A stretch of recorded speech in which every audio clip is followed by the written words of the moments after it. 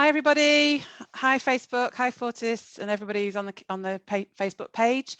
Sorry we're a couple of minutes late. We've had a few childcare issues tonight, just trying to balance all of those so we can get on online on time. Welcome to Amy, who's come to talk to us tonight, and I'm really excited to talk to you, Amy. So you are the co-founder of Pin Gin and Bottomley Distillers as well. So I think people will be really familiar, especially if they're gin drinkers. They should be really familiar with your brand anyway, shouldn't they? Because it's kind of been well known in Lincolnshire. Yeah, hopefully. Yeah. Well, if not, they'll know after tonight. So thanks for coming to talk to us. Obviously, these sessions are about self-care and just about people's experiences. So it's just a really informal conversation, really. Joe's here, so Joe's going to be kind of managing the chat and throwing questions in as we go along. And so please, people, feel free to comment, ask questions, share your experiences, all of those will add into our conversation. So, please don't be shy. You're not on your own with how you're feeling or maybe have felt, might be feeling at the minute. So please feel free to chime in really with your own experiences. So Amy, tell me a bit about, I think my understanding is that you've got a really kind of open mind when it comes to mental health and just kind of, feel like it's something that needs to be spoken about. Can you tell us a little bit about why you feel that way? Is that based on your own experiences or is it just your outlook? Where does that come from? Yeah, so my opinions, which obviously are my opinions, not everybody's, around talking about it, stem from my mum became poorly just over 5 years ago. She had something called encephalitis, so one day she was fine, the next day she wasn't. So encephalitis, for anybody that's not heard of it, it's very similar to meningitis. It's an infection that goes through the spinal fluid and culminates on the brain fluid. So after she became poorly, the result of the encephalitis was brain damage and physical disability. And the biggest thing for me with mum was probably the personality changes that she had as well. So that was in 2015. We then it was very intense that period of time. So they're back home in Norfolk, and so there was probably about 6 months of my life that were consumed with going to work, driving to Norfolk, going to work, driving to Norfolk, and sort of my weekends especially. I would finish work on a Friday at lunchtime, drive down to Norfolk, spend the entire weekend in a hospital room. And then drive back for about midnight on a Sunday night and then start the week again. So it was a really exhausting period of time, and one that we didn't really have time to even stop and process through that. I think when something like that's happening, you don't always, especially when it's so time consuming, you don't have time to necessarily process it. Be more about you surviving it, aren't you, as it's unrolling as well and unfolding? Because I guess you're trying to figure out what's going on and what that impact is and what that means in the future as well. And it is you're firefighting with something where we didn't know what the prognosis was, we didn't know what the recovery level was, and so it was kind of firefighting every challenge day by day, and just trying to get to the next step, or the next hospital transfer, or the next rehabilitation appointment, and all of those things. So that was for quite a long period of time that we were just in that whirlwind. Kind of just before mum had got poorly, in a bit of a weird twist of fate, I've had endometriosis for I think I was diagnosed when I was about 21, and I had a bad smear test as well just before mum had actually come up. It was the last time I'd seen my mum. She'd come up to Lincoln to go and have the treatment for that, and at that time they said to me, you're not getting any younger. If you want some babies, you probably need to think about it.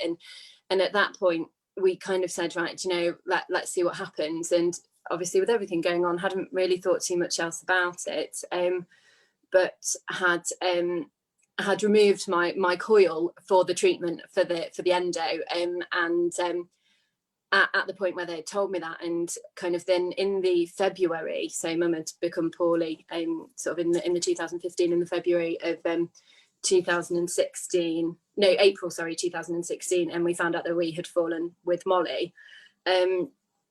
So in a kind of, that was almost the point where we had to stop and kind of digest everything that happened, and kind of assess how I was managing my time, obviously, because it wasn't healthy, the way I was spending my time, and obviously then all of a sudden I had a baby to think about as well. Through that time as well, Alan had the idea that he was going to start making gin in the garage. As you do. So add that into the mix. Most of 2016 then was kind of consumed with this concept, this idea of could we make gin, and turns out he could. I was just fuming because I was really fat and angry the whole time that I couldn't drink any of it. So it was actually quite cruel when you put it like that. Yeah. Everybody else that came in the house would just kind of be handed a different taster of gin to sample, and I'd be like, oh yeah, I like tonic water, which not quite the same on its own. So yeah, it was a really weird mix of a year.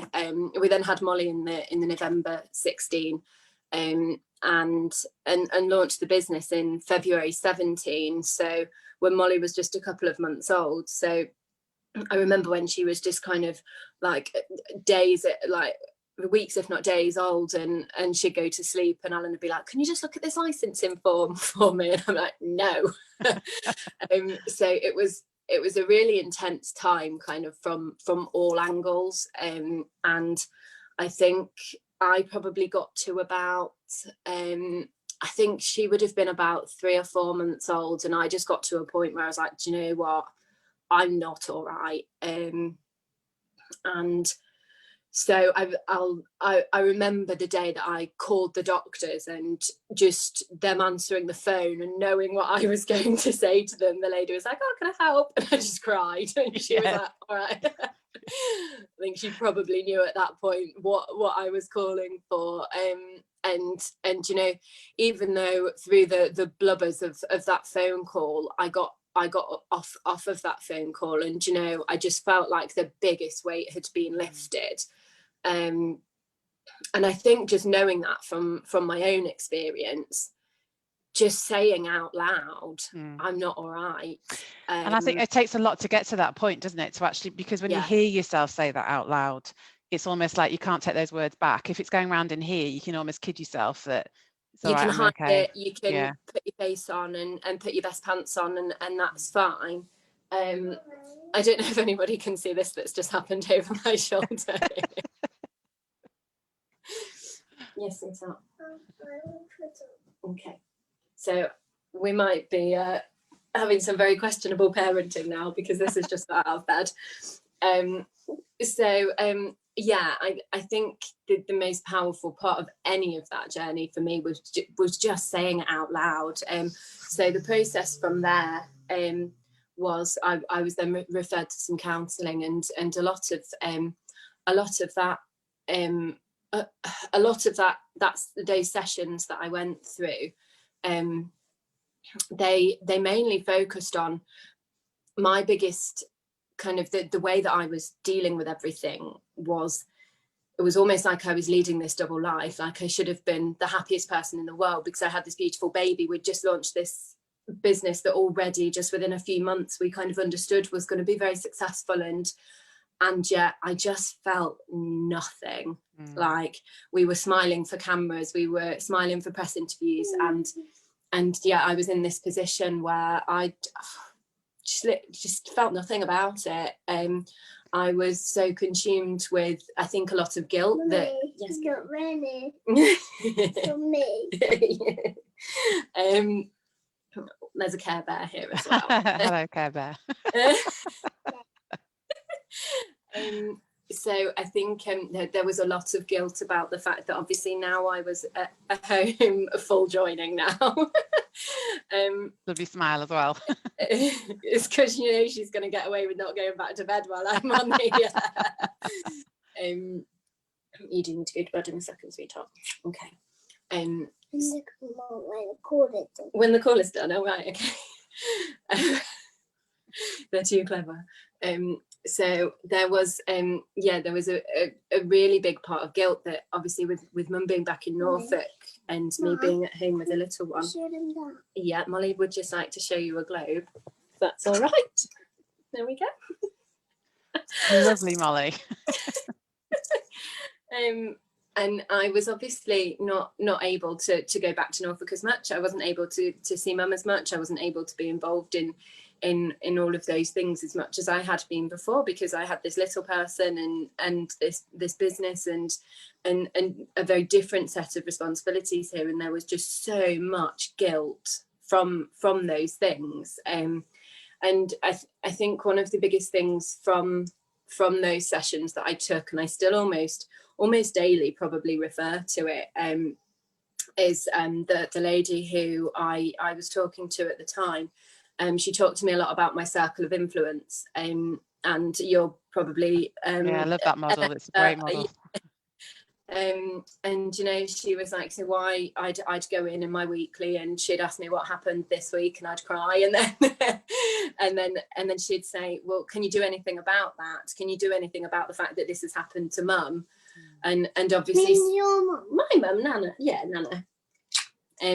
And obviously I couldn't change that mum was poorly. I couldn't change I can change that there's an atlas or a globe being waved around. Joe's having a lovely time here. What Joe? This is Joe and this is Alexis.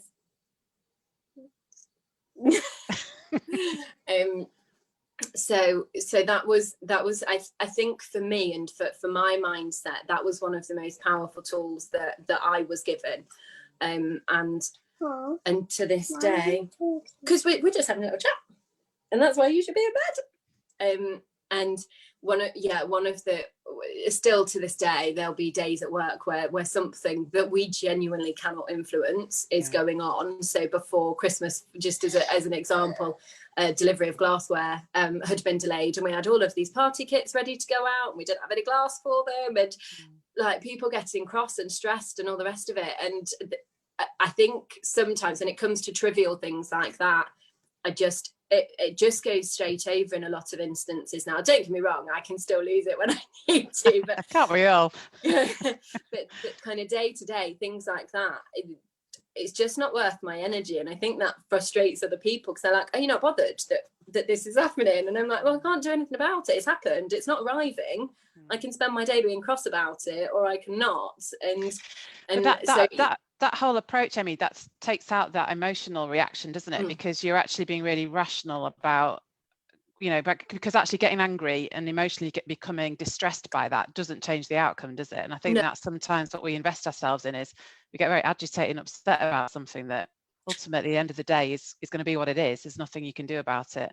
That is it. She's just off to fetch the dog. Going to meet everybody.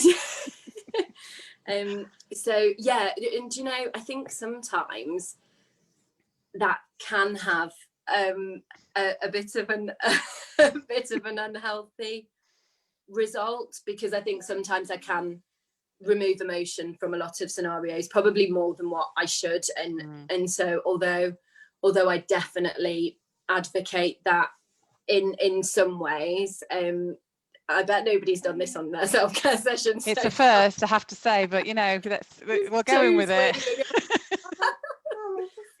She's just having a little cuddle with the dog, so she's fine. I think I know sometimes if I am starting to feel a certain way, that it's definitely as a culmination. I'm so sorry. Right, can you just calm down and give me a cuddle, please? Thank you. I think it can definitely sometimes be a culmination of a period of time where I have been a bit too rational for a bit too long, and then it sometimes might erupt a little bit, but I think I know my warning signs. These are not real flowers. They're not real flowers, no. Why are they in here? Just because they look pretty. Can Mummy just finish? I think I know now.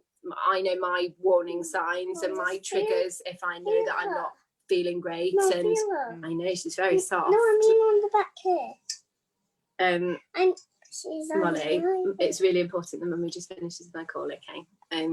So yeah, I think even though I can be guilty of kind of doing that a bit too much, I definitely know myself, feel myself getting maybe a little bit short-tempered, or I'll feel myself crying at a donkey advert, or I mean we all cry at the donkey. Sometimes there's donkeys on the television. And in the month, can we watch Donkey? Yes, we can. What does Donkey mean? It's just something that's on the television. It's yeah, so I think understanding I think once you've had a period of kind of quite poor mental health, I think one of the key things to identifying if you're ever kind of in that cycle again, or think you might be at danger of kind of entering back into that. I know for me personally that I'm definitely more aware of the triggers along the way, and I think definitely better. And I think it comes to the point of these sessions, really, the self-care things. And I think I'm definitely more aware of when I need to stop and say, hey, do you know what? I don't need to do that. I need to have a bath and light a candle, or I need to not bath, a shower. Sometimes have a shower too, as Molly has pointed out.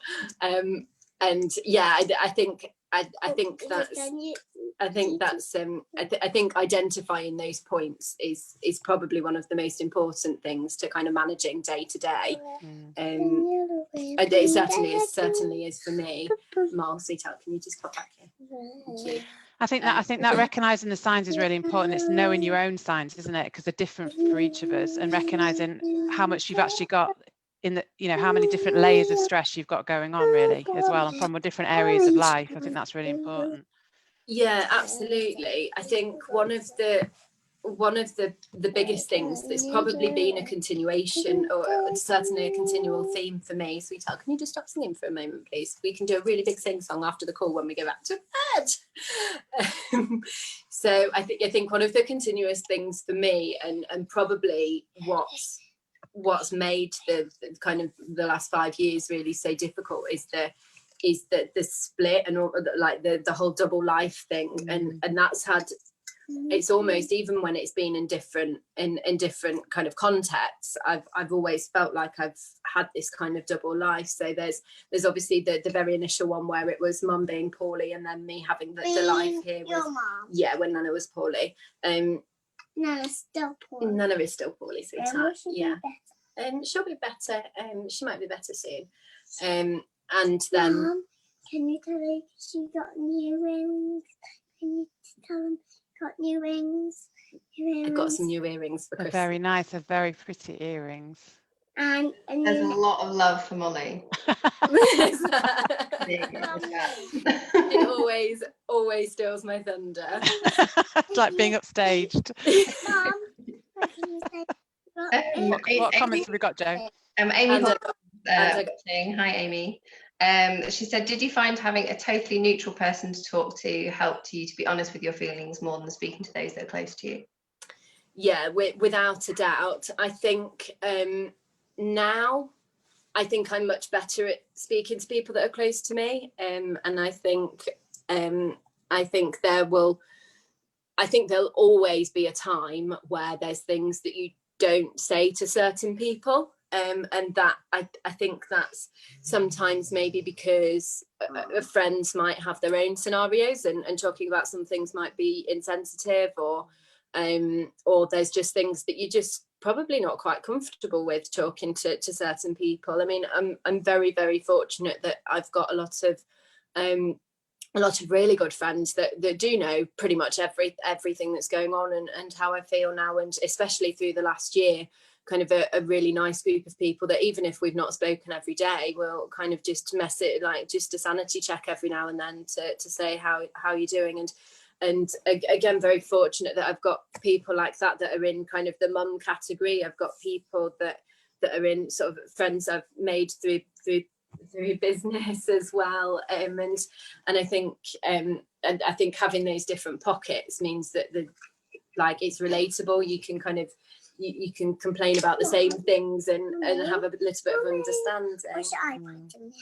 The iPad's just what we're talking on. That's like thirsty top. So thank you. She wasn't quite in the frame, so she just shifted that for herself. There might be a career here somewhere for her. I know. So yeah, I think first time round, without a doubt, there are ways that I felt and things that I needed to talk about and needed to understand. And I think having that neutrality without a doubt was beneficial. But I think I know it turns. It's really cool, isn't it? I think again, I'm not the well. It's very important. The mummy just has to talk. Yeah, that turns, doesn't it? Well, it's doing turn this. That can spin this turn. That's really cool. Right, just let mummy finish talking, please, Bubby. Yes. So yeah, I think for me personally, the further I've come along kind of my journey with my mental health and understanding it, has made me more okay to say to friends when they say you're all right. And I think we're all guilty of sometimes just saying, yeah, I'm fine, and you're not. And I think especially at the moment, I think I know friends of mine that probably for as long as I've known them, the answer's always been yes. And for the last however many months, even they're starting, do you know what, I'm not all right. I want to leave the house, want to go for a glass of wine and like go for dinner or just go out away from the children or whatever. So I think I think having that openness with friends is really important as well. But I think if you're not confident with talking about your mental health, then the neutral person is absolutely the way to go. There's no judgment, there's no preconception, there's no, well, I did this with this person. Do you know what I mean? It's just completely neutral. So I think for somebody, if they've not started those conversations, I would absolutely say that it's the best place to go. But I mean, I think obviously it's what I do for a living and it's what we do at Fortis, and I think part of that neutrality, that lack of, you know, the non-judgmental kind of conversation, and it being just about you. You know, when I've gone for therapy over the years, and the relationship is different, and with friends and family, there might be certain things you don't say because they might not like it, or you might not want to say it out loud to them because it might impact on them. And like you said, kind of getting some guidance and understanding about your own way of functioning. She's really going for it now. But I think see your doggy toy, sweetheart, that's fine. It's beautiful.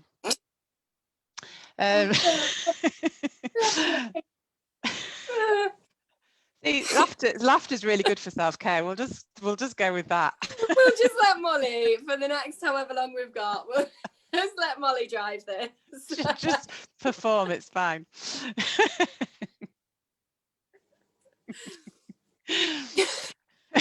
Joe's gone. Joe's That's gone. We've lost Joe's it. gone. We've lost it. Thank you. Right, just let us carry on for one more minute, Mol. Show them it.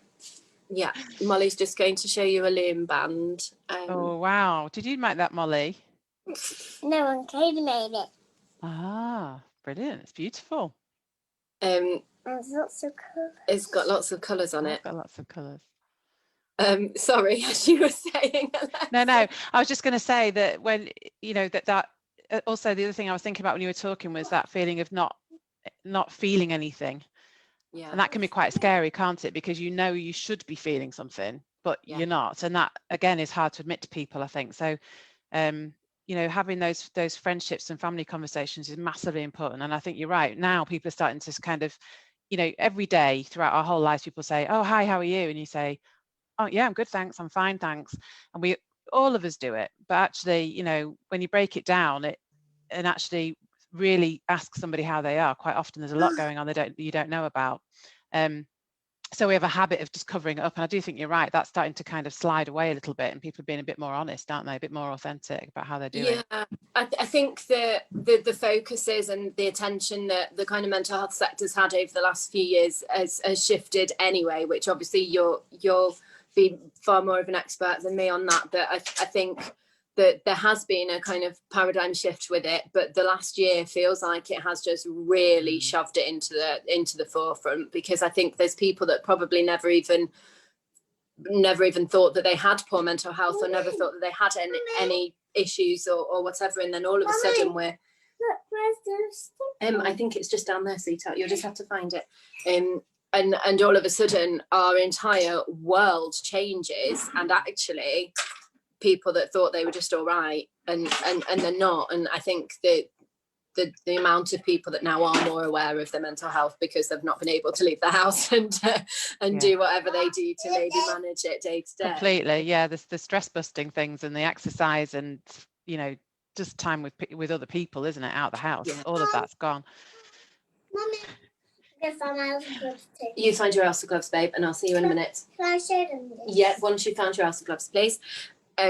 Yeah, I think for me, kind of, you just touched on it with the exercise thing. I think one of my biggest things for the last year or so has been going to the gym, or obviously before COVID, and I really struggled. I have zero self motivation when it comes to not going to the gym. So I struggle going for a run because I've got a bit of a bad back and a dodgy ankle from some injuries. So I won't go out and run on the road, and putting the TV on and doing a class in the front room, it's not me. So I very much struggle doing any kind of exercise, and when I'm not able to go to the gym. I think I very much rely on the peer pressure of the fact that once I'm in there, I can't just hop off the cross trainer after 3 minutes because everyone will look at me. So I have to get on.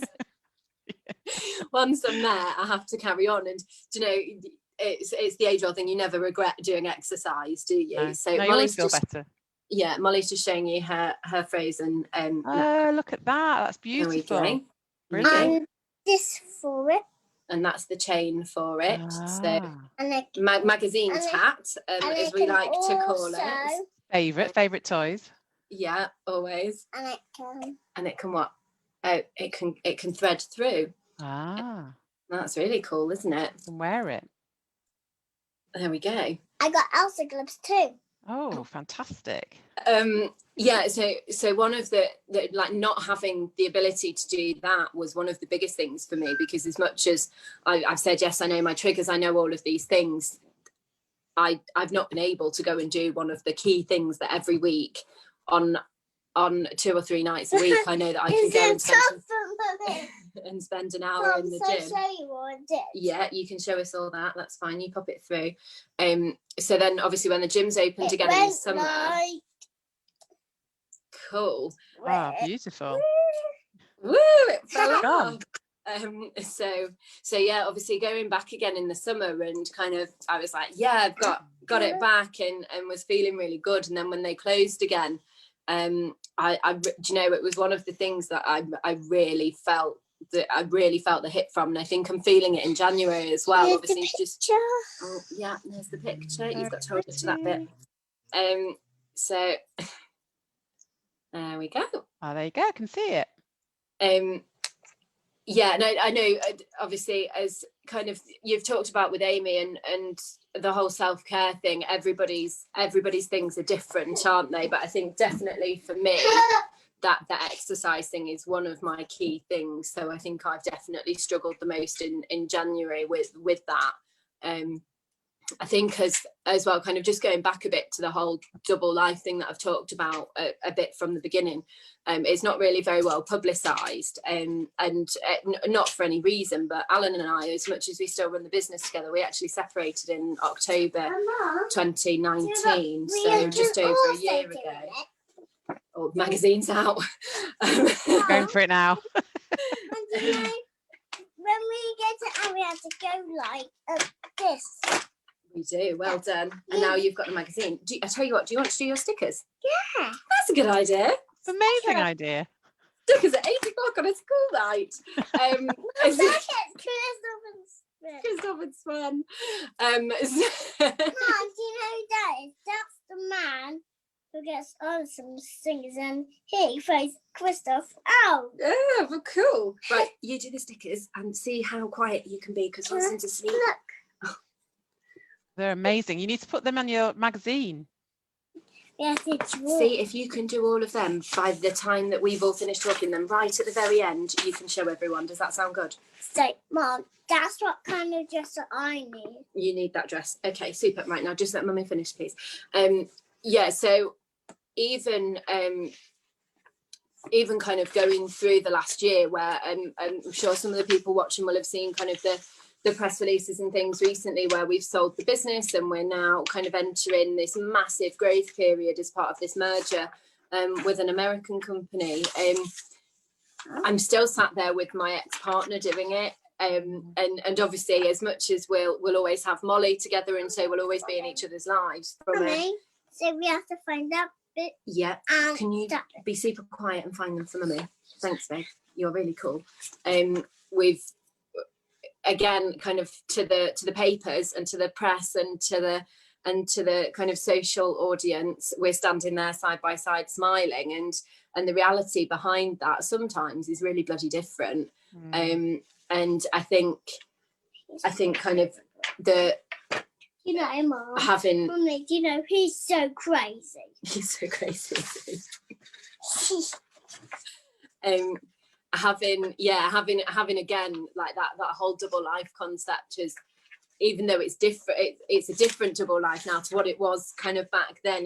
It's that whole having to live two separate lives almost. It's exhausting and it's tiring, and I think a lot of that has been highlighted over the cookies over the last year as well. I don't really know where I was going with that point. But what I was going to say to you is the double life thing is interesting, isn't it? Because what people's perceptions of what they see. So, what is out in the media, and this is something that's happening all the time, isn't it? Across all different platforms for all sorts of people, where there's what it looks like and what you're presenting in terms of your business and what's going on personally can be incredibly different. And I think sometimes that can be really difficult. Look, Mom. Look, it's Ben, Christoph, Anna, and Elsa. It is, but Alexis was just talking, so. Let's sing the theme tune now. Sorry. No, it's totally fine. But I was just going to say about the perception. So what people see and what is going on behind the scenes can be very different, and actually that can put you under pressure as well, can't it? Because of what people do perceive and what they do see. Yeah, definitely. And I think there's probably a bit of a double-edged sword to the way that we've continued to run the business. I mean, and it's absolutely been our choice to continue the way that we have, and we've been really fortunate that to find those. Yeah, you find those then, and we've been really fortunate that we've kind of been able to go through what's probably the hardest time of our lives in all reality. Yeah, absolutely. But still smile for the cameras and kind of get the biggest business deal of our lives across the line, and deal with that in the middle of a pandemic and all of those things around it. And it is exhausting, but again, I feel sometimes almost guilty if I'm feeling not very good about any of it. I almost feel guilty about it, because they are our choices. They're the choices that we made. We could have walked away. But I think both of us were far too stubborn. I certainly was to kind of, we'd worked really, really hard to achieve what we had with the business within the first few years, and obviously the ultimate sacrifice of that. She's Elsa. That's funny. Mom, look, she's Elsa. She's Elsa. She's Elsa. She's Elsa. She's Anna. She's Elsa. She's Christopher. Cool. And he's Ola. Can you remember when I said you've got to try and be really quiet for me? And he's Elsa. Yeah, I think that there had to be a sacrifice. Well, there didn't have to be, but there ultimately was a sacrifice to that, and unfortunately it was obviously Alan and myself. But I do sometimes, because we have then continued to make the decisions that we have with the business, I do almost feel guilty sometimes if I'm feeling like you haven't got a right to be guilty. Almost that way. I do think if I'd have been dealing with this probably before what happened with Mum, and if it had been kind of my first big toughie to deal with, I do wonder whether I would be dealing with it as pragmatically as what I am now. I think we probably stayed in the relationship longer than we should have done as well. I think you don't need to lick it, sweetheart. It's a sticker. No, but stickers need licking so they can get on really tight. Stickers need licking so they can get on really tight. So I think there's it's some the life opposite advice from Molly effect. today. Look, I know you're up against it with Molly in the room, so I don't want to keep you any longer, because I know she's probably should be in bed, shouldn't you, Molly? Are you doing the stickers there? Ages ago. She's having a lovely time. It's been lovely to see you. I know.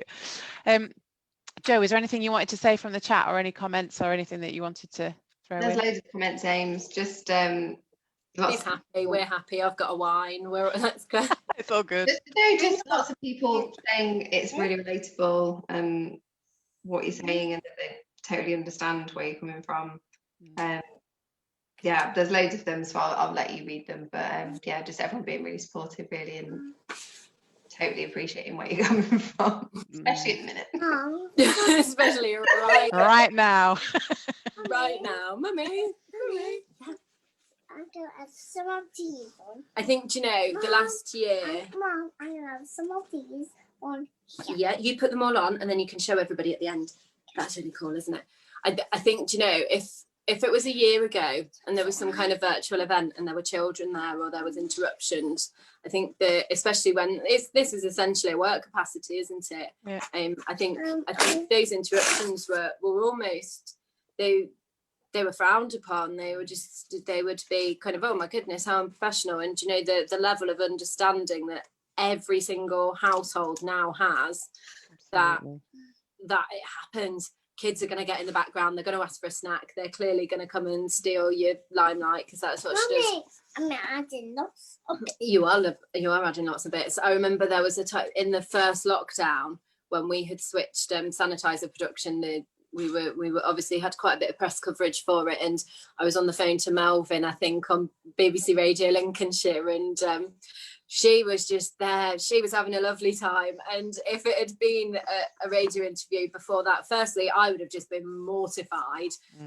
But there would have been no tolerance for it, because it just would have been like, well, what are you doing with your kids there? And now I think even at that point, which was quite early on. Look, it's Elsa. It is Elsa. We've Mom, found Elsa about 400 times now. Mommy, that's into the unknown. It is.